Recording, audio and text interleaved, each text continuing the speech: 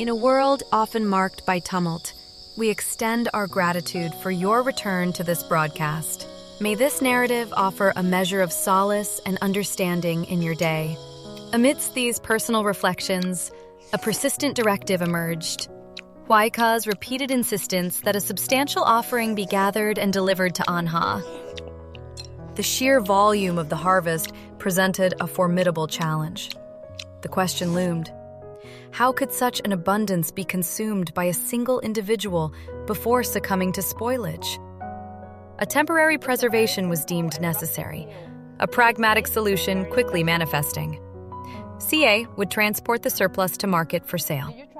To neglect this, allowing the produce to perish uneaten, would be an unacceptable waste, an affront to the labor invested. Anticipation built around CA's imminent return, a return signaled by the distant drone of heavy machinery already engaged in its task. This foresight, a testament to Hung's profound consideration, did not go unnoticed. The onset of rain, transforming the ground into a sodden expanse, immediately triggered Hung's concern.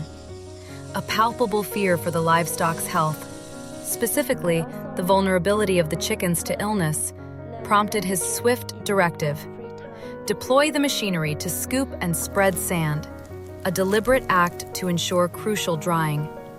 Such proactive measures underscored his remarkable foresight, a capacity to anticipate and mitigate future challenges. Presently, all the birds were secured within their confines. The immediate task upon returning home would be to select 3 more for market, a necessity driven by the undeniable constraint of an increasingly cramped enclosure. A voice, warm with familial recognition, broke the quiet. "Hello, Mom. I'm home." The response was immediate. A practical command. "Yes, Mom, catch the chicken and the goose. Come here so I can go to the market." Yet, a profound hesitation lingered. "But Mom, I'm reading this and it's very heavy. I'm not sure if I can carry it, Mom." The birds, undeniably beautiful, prompted a reiteration of the directive. "The chickens are so beautiful, Mom. Follow my instructions, catch the big ones. The fat ones are beautiful, but I can't lock them all up because I'm afraid they'll be too crowded and too heavy." A practical adjustment was proposed, acknowledging the logistical challenge. "Yes, let's just sell them gradually, Mom." This strategy served a dual purpose, extending beyond immediate necessity. "I still have a lot of chickens. I'll sell them gradually to get more money to pay for school. Let me and Tony go to school downstairs, Mom." Inquiries were made about Tony's welfare. "How is Tony?" The reply carried a note of cautious optimism. "Yes, Tony has started to be good lately, Mom." A new development, however, added a layer of complexity to the family dynamic. The teacher also suggested to me that I should gradually separate from Mom. "I won't see Tony often anymore." The pedagogical reasoning was clear, yet tinged with emotional difficulty. The teacher is afraid that if I see Tony often, if someone is around, Tony won't listen. A pragmatic solution from the teacher offered reassurance. The teacher said that I should just go home. "There's something another teacher will look after Tony, Mom." But the emotional toll was evident. "But during the day, I feel safe. I'm just afraid that at night when I'm not around, Tony will cry a lot. Teacher, Mom." The underlying intention of the teacher's counsel was also apparent. The teacher probably also wants to separate Mom. Let Tony be independent and disciplined. "Don't worry, Mom. When I come back in a few days, I'll come down to visit." The conversation shifted to other matters, specifically the collection of eggs. "Yes, Mom, I picked up all the eggs. I told her to bring them to Ha, but there are too many." The practicality of the situation again guided decisions. "Mom thinks Ha won't eat them all." "Mom, I'll only take 20. I'll take the rest later." Go to the market to sell to earn more money to take with me. Ha won't be able to eat them all in time. I'm afraid they'll spoil. Speculation arose about Ha's circumstances. Maybe he ate at home.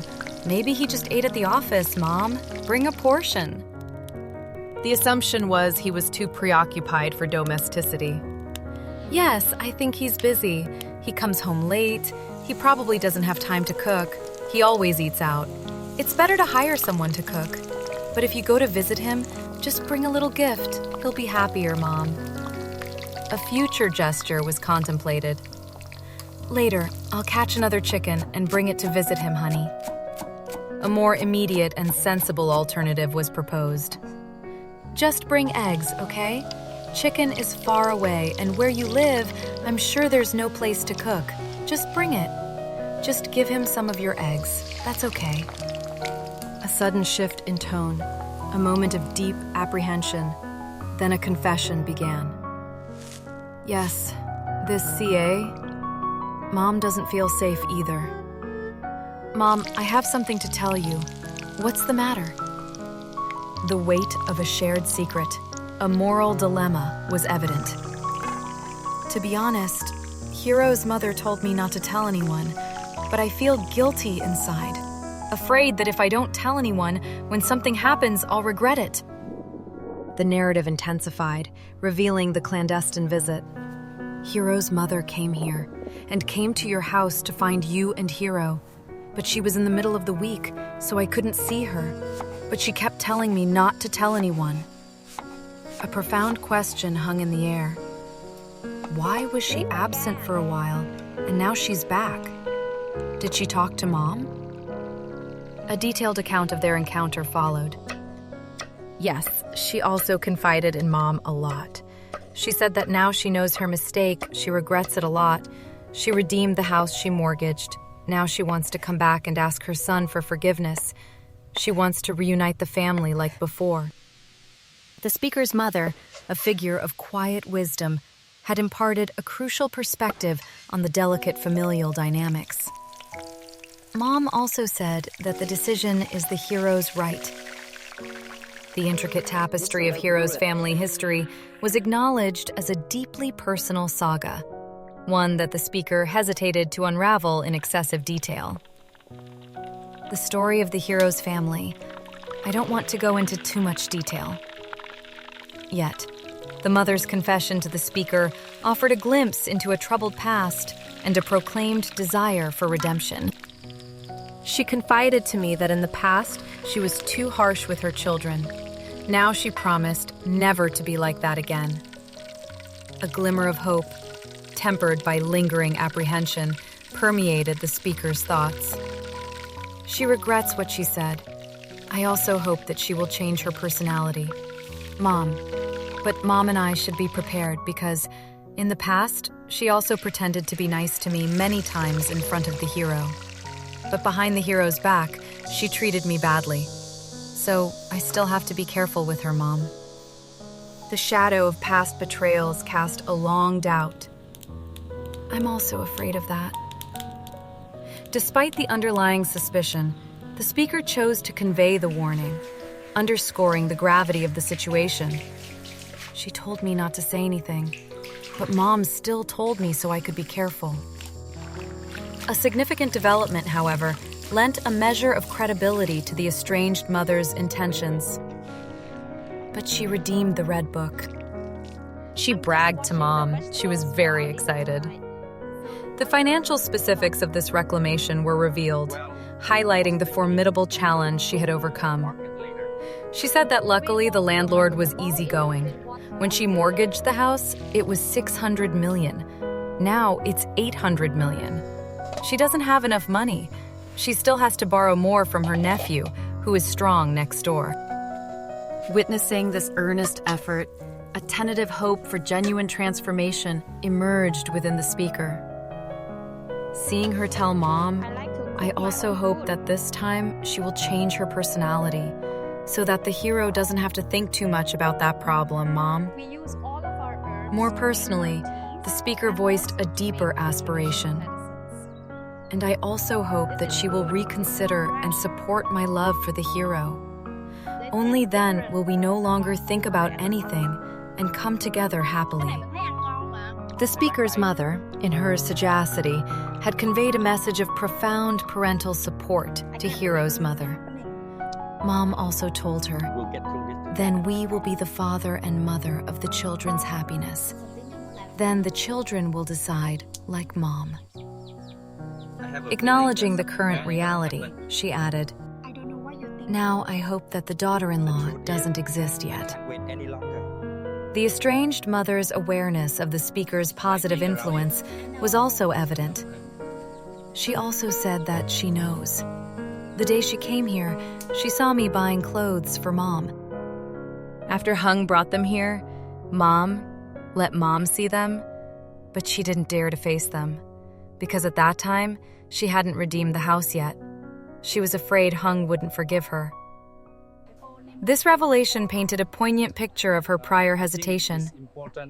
She hid outside and watched, but only yesterday, when she redeemed the house, did she dare to come in, so she could meet and see if Hung and I would forgive her.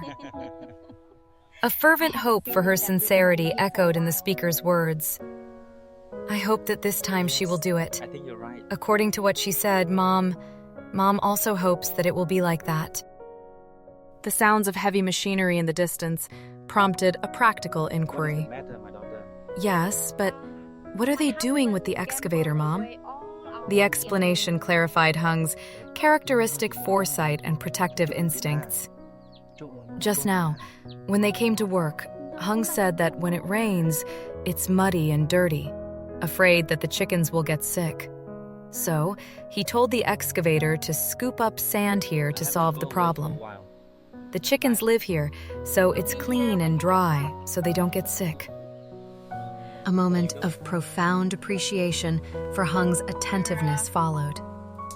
What a thoughtful hero, right, Mom? Yes, he also thinks about these things. I don't know how to have relationships, so I don't know how to call the excavator to fix it. Luckily, he has to help me, so it can be like that.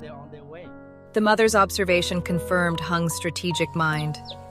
Mr. Hung thinks far ahead, my child. He thinks ahead for everything. The practical demands of the day resurfaced, urging action. Yes, but let's go to the market, okay? Otherwise, we'll be late for the market. The burden of the task, however, weighed heavily on the speaker. But this child... Yes, I'm alone, Mom. I find it heavy. I can't carry it all. And there are eggs, Mom. A plea for assistance, coupled with a plan for separation, was made. Take me. After I go to the market, I'll stay there to sell them. Mom, go home. Mom, go visit Ha. Yes, Mom, help me. There are a lot of eggs. The speaker reiterated the specific request. Mom, go visit Ha. Get just a few eggs. Just give them to him. A poignant recollection underscored the mother's longing. Mom, the other day, you made a cake, but he went to a meeting, so you couldn't go. Today, you were in a hurry and couldn't prepare anything. When you see him, you're happy. Mom, you miss him so much. The urgency of departure was then emphasized. Mom, come home and get ready to go, or else the car will be late. Let me sell it myself. A resignation to solo endeavor settled in. Yes, then I'll sell it myself. Mom, come home. The bustling marketplace enveloped the scene, the vendor's call echoing through the throng. Yes, buy chicken! Buy duck, auntie! The negotiations were direct and transactional. How much is a kilo of chicken? 100,000, 1 kilogram duck. 90,000, 1 kilogram ma'am. Is that one fatter than this one? 2.4 kilograms. Buy chicken, ma'am. The mundane transactions continued, interspersed with a continued appreciation for Hung's efforts. How are the ducks and chickens sold? You're such a hero. The ongoing landscape transformation was noted. This place is low. He thought he should dredge the sand to make it higher. This ambitious undertaking carried significant implications. So it won't get water. This time, if he can dredge this amount of sand, it will be just higher than the surface of the stream, and the chickens won't get muddy. A profound sense of relief and gratitude for Hung's intervention permeated the speaker's words. Luckily, you thought of helping me. Otherwise, I wouldn't know what to do. The current undertaking, significant as it was, carried the promise of future expansion. This time, after doing this, I will raise more chickens to sell, to make ends meet. However, the existing infrastructure presented a tangible limitation. But this coop is a bit small. I don't know how to move the leaves from the old house to build another coop to raise more chickens and ducks. The immediate domestic tasks called for attention. Now I will go cook rice, but Hiro said to stop by the house to see how they scoop sand. I don't know if he will come back or not, so I'll just plug in his part too. A domestic enigma, however, presented itself. But since I bought this rice cooker, why hasn't Mom used it? Speculation arose about her preferences. Maybe Mom likes to eat wood-fired rice, and she probably never used this electric rice cooker either, so she didn't use the rice cooker I used last time at Hiro's house. The operational mystery lingered. I don't know if it's the same. Maybe I turned on this button. A sudden, crucial communication interrupted the household routine. What's the point of calling, Mr. Du? Hello, Mr. Du? A rapid exchange of information unfolded. Yes, I'm in the city. I was going to visit Tony, but now I'm home. The teacher told me that I shouldn't stay near Tony anymore, because if I stay close, Tony will have someone to rely on. Tony won't listen. The teacher told me that if I want to go home, that's fine. The teacher will look after me all day. All night, bro. A core parental concern was immediately voiced. Yes, I was also worried that Tony would cry. That night, I was also worried. I didn't want to be away from Tony at night. I only came home during the day and then went down at night. The inquiry about Mr. Du's schedule was direct. Do you have the day off today? Do you want to visit Tony? The response confirmed a window of availability. Yes, you have 2 or 3 days off. A plan offering immense relief swiftly materialized. Yes, if that's the case, then I'll send you the teacher's number. Let me call the teacher to find the address. At night, I'll pick Tony up to go out. Let Tony stay with you at night. Then, in the morning, I'll take Tony to school with his teacher. The profound sense of reassurance was palpable. Yes, with you, I'm at ease. Then I'll stay home for 2 or 3 days. When you go to work, I'll go down. Yes, hello, bro. Luckily, I was worried that Tony would cry if he stayed with his teacher all night. The availability of Mr. Du fundamentally altered the speaker's immediate plans. Now that I have Mr. Du, I don't have to go down anymore. A significant behavioral shift in Tony was noted, underscoring Mr. Du's growing paternal influence. The last few times I went out with Mr. Du, Tony also got used to his father and didn't cry. The temporary arrangement was clear. Let Mr. Du play with Tony for a few days, then I'll go down again. Domestic observations continued. Mom released the pigeon and locked it up for a few days. It got used to the cage and it's so beautiful. The challenges of agriculture were also evident. I planted this star fruit a bit late, so it can't spread. There are many, but I admit it's wrong. This fruit is really old. I'll probably keep it for seeds and choose young fruit to eat. A familiar greeting marked an arrival. I always say hello to CA.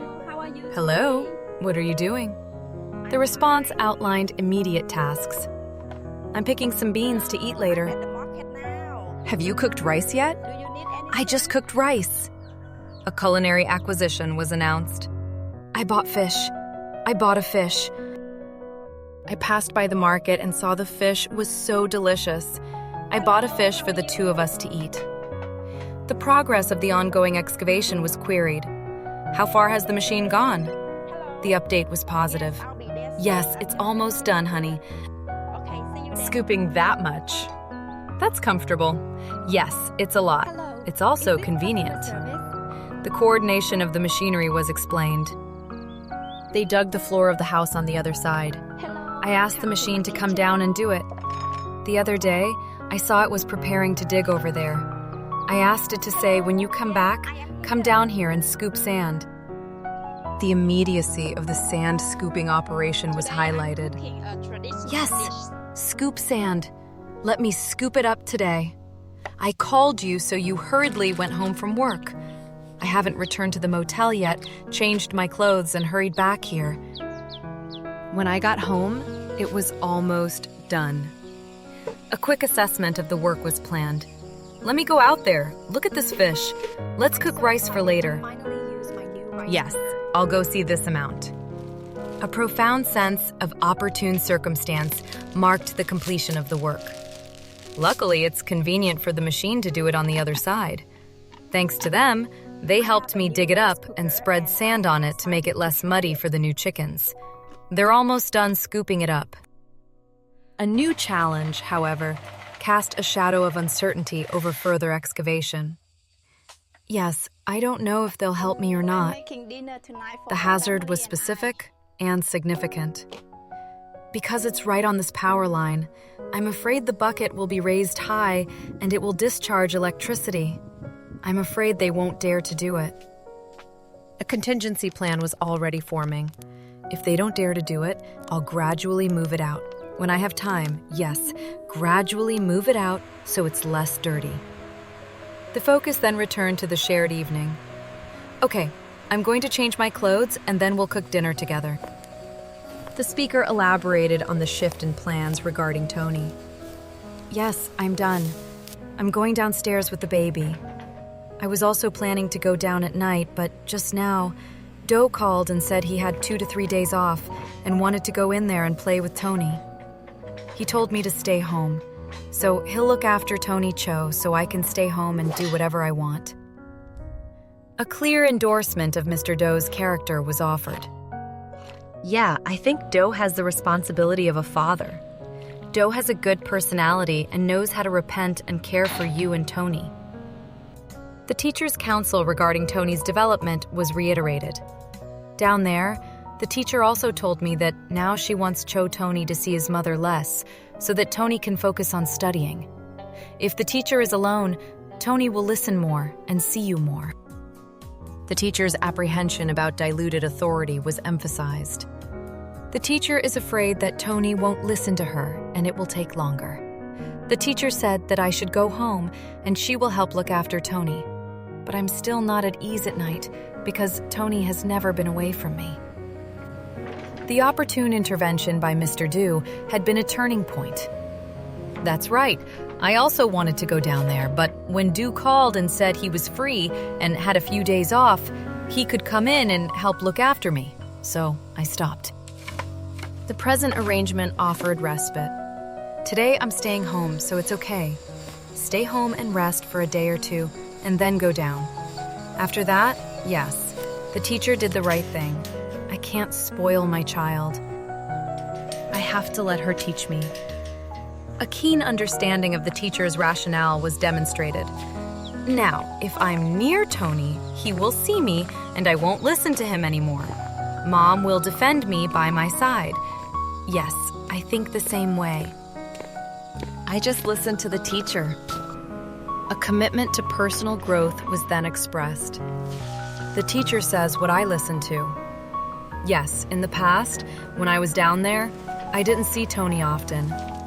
In the room, if I had nothing to do, I would take out my books and notebooks. I've learned a lot. A specific goal was articulated for Tony's progression. This time, Tony must know how to talk, so I must know how to write. The shared ambition was clear. Yes, after cooking, you can teach me how to read and write. Let me know all the letters and be able to read. There are times when I really need letters, and I have to be able to read too. The immediate focus returned to the evening meal. Yes, let me go change my clothes and then we can cook together. A future project was briefly considered. Yes, there is also the fence. I was born into a family that When has will been you fence making it? traditional It's bamboo late now. products for Let's rest. generations. That net is quite heavy. If you can't do it, ask for more people.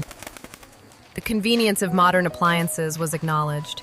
Yes, this rice cooker is very convenient. CA also knows how to cook rice, right? Just think that. I've never plugged in before. I don't know how to plug in, you forgot. But last time I went to his house, I also plugged in your pot.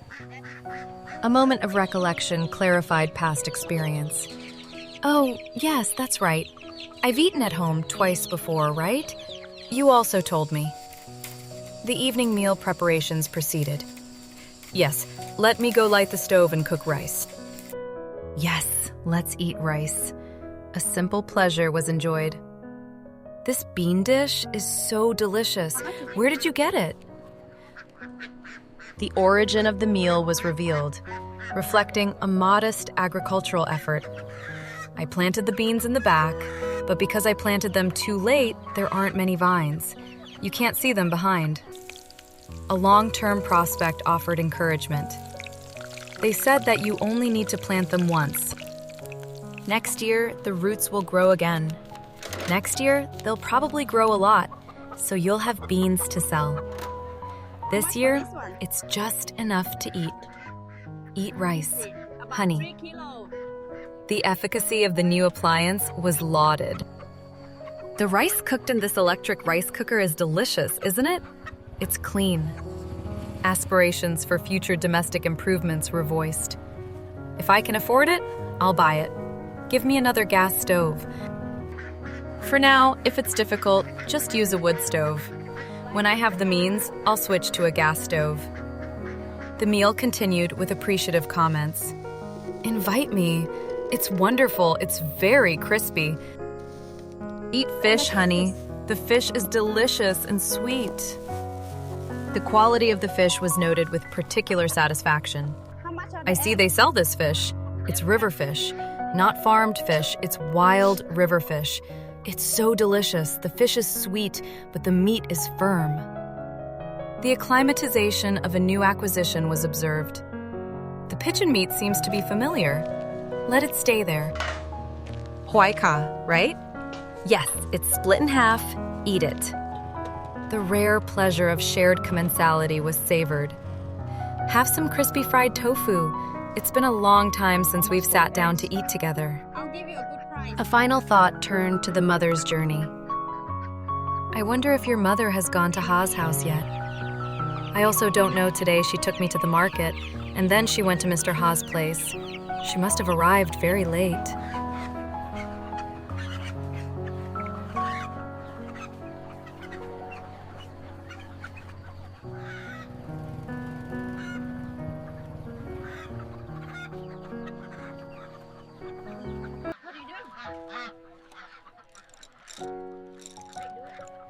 I'm just looking at the things in this basket.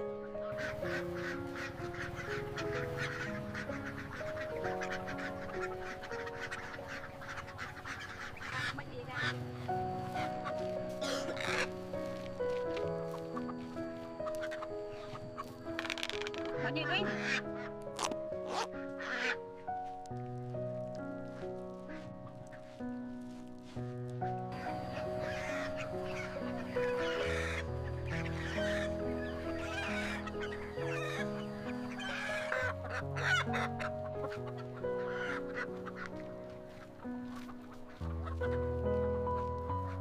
How much are these?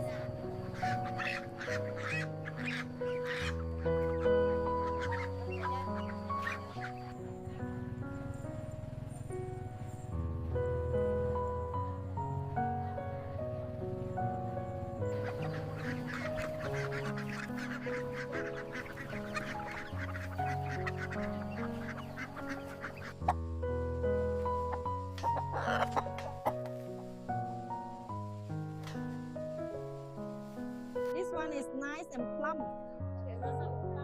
Yes, it will be perfect for the festival tonight.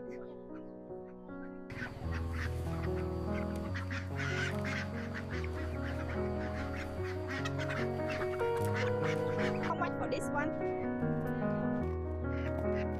That one is a good layer. $10.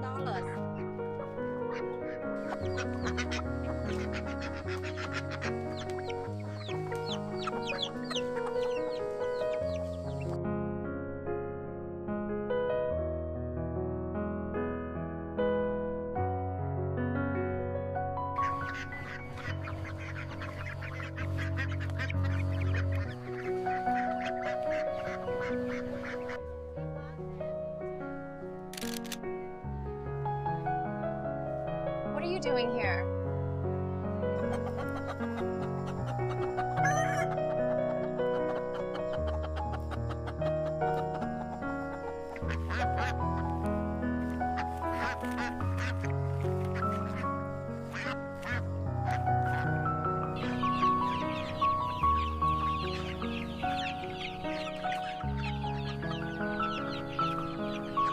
Come on, get in. Don't be scared.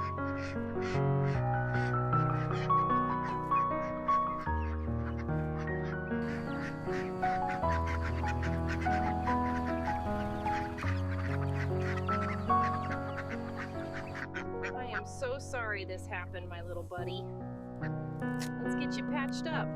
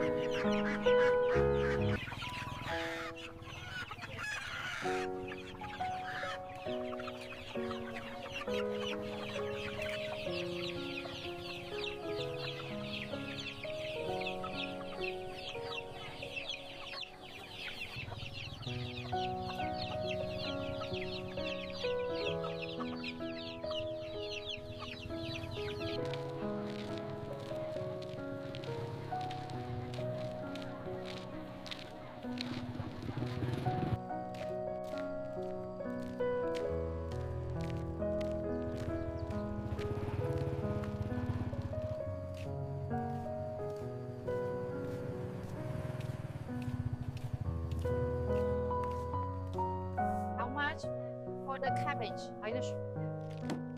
$2. Lyhoaica.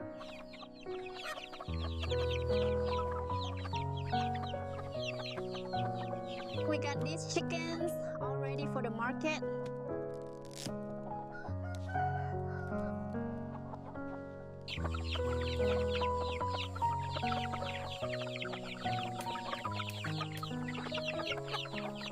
How much do you want for these?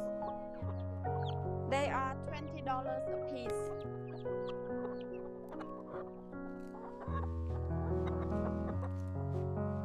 Are they ready for the market? Yes, they are nice and plump. How much are the chickens? Yeah. I'll take all 3 of them.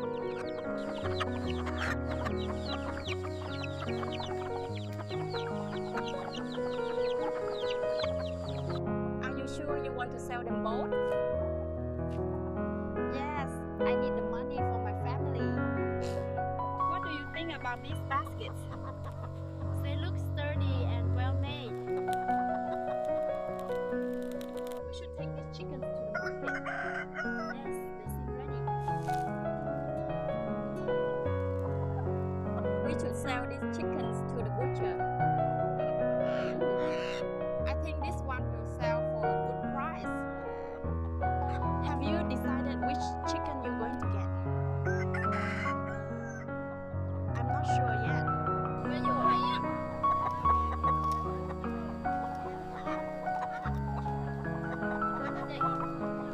This one looks healthy. How much is it? Let me see. I can give you a good price. How much for the whole basket? For you, I will make a special price. How much do you want for these chickens? I'll give you a good price.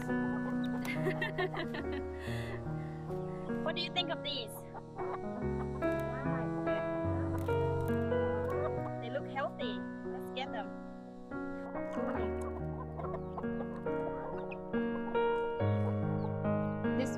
healthy. Yes, I'll take it. I'm not sure what's wrong with them. They haven't eaten all day. What do you think about these two? I think they will be perfect.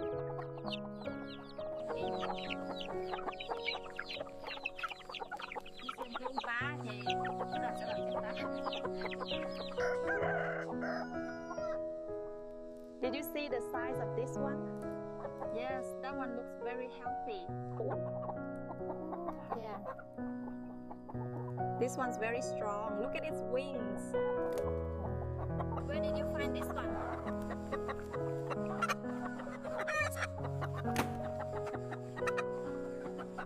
Did you see the size of this one? Yeah. It's perfect for the broth. We have to get these chickens to the market before noon. I know. Let's get going. What about this one? I think he will do fine. Tôi không biết. Bây giờ bạn đã biết.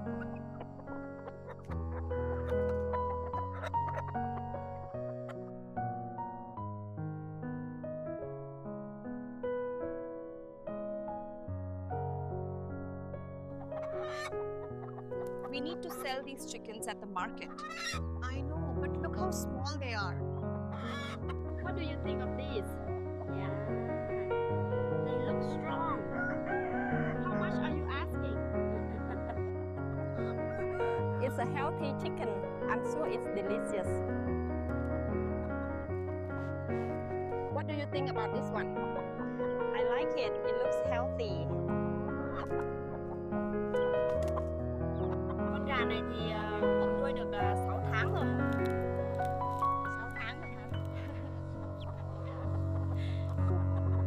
I've already chosen the best ones. Yes, they look very healthy. We have to take good care of these chickens. Yes, they are very important for our livelihood. Did you check to see if the chickens have laid any eggs? I checked this morning. I've raised these chickens since they were chicks. They look very healthy. This one looks strong and healthy. Yes, he will be a good fighter. This one looks healthy. Yes, and this one is good too. I think this one will sell for a good price at the market. Yes, it looks very healthy. This one looks healthier than the other. This one looks healthy. Yes, I think we should take it. What do you think of this one? It looks healthy, but it's a bit small. I'll take this one. It looks healthy. Are you sure? The other one is bigger. What do you think about these? They look really good.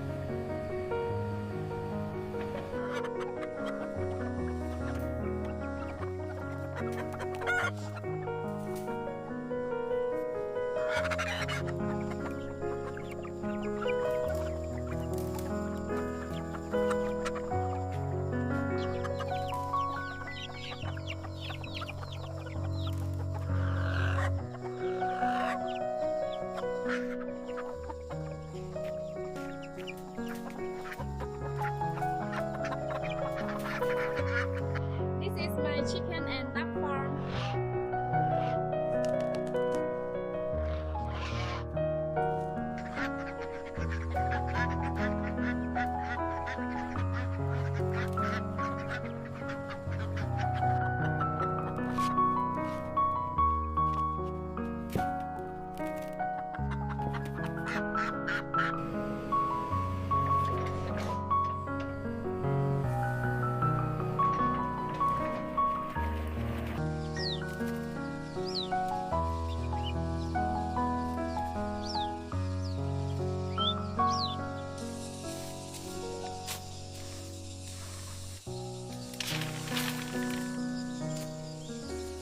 Okay, so today I'm gonna show you how to make a really delicious and easy dish.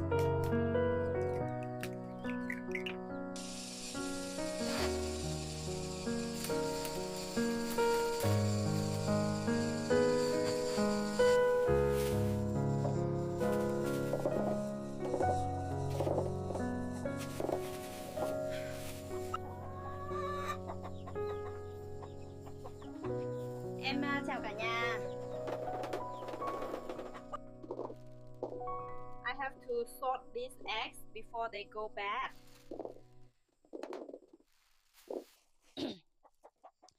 These are our free-range chicken eggs. They are very fresh. Today I went out and got some eggs from the market.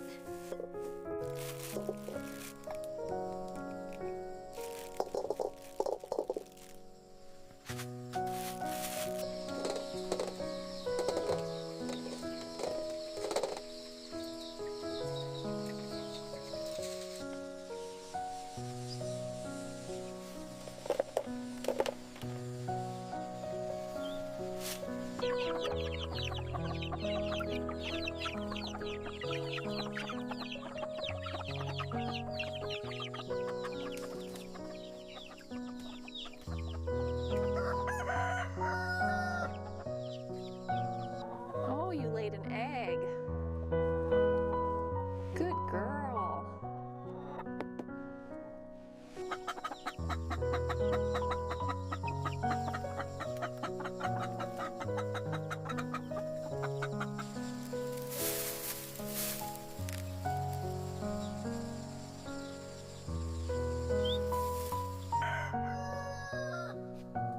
Oh, you're the last one to be late.